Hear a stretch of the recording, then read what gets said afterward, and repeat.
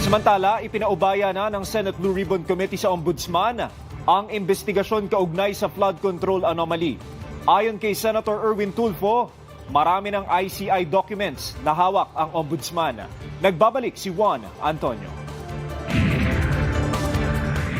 Hahawakan na ng Office of the Ombudsman ang lahat ng investigasyon kaugnay sa flood control projects. Ito'y kasunod ng coordination meeting ni na Ombudsman Jesus Crispin Remulla, Senate President Sherwin Gatchalian at Senator Erwin Tulfo. Ayon kay Senator Tulfo, makakatulong ito na maiwasang mapurnada ang investigasyon lalo na't marami ng dokumento ang naisumite ng Independent Commission for Infrastructure sa Ombudsman laban sa ilang opisyal ng pamahalaan na may kaugnayan sa flood control projects. Magbibigay din anya ito ng panahon sa Senado para sa iba pang issue.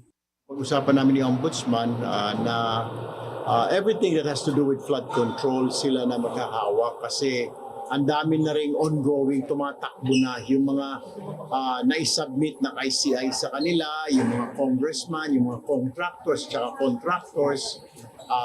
other government officials, mga kasamahan namin sa Senate and ranking officials, gumugulong na. So, kung baka pakialaman pa namin, ika nga mapurnada pa.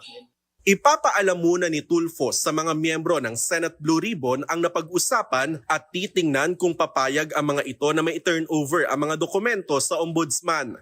We'll have to meet with the membership of the Blue Ribbon para pag-usapan namin when do we turn it over. Kailangan din namin ma-inform lahat ng members ng Blue Ribbon Committee.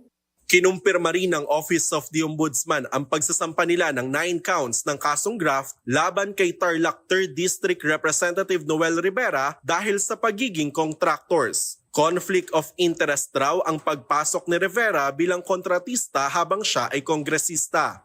Juan Antonio, IBC News.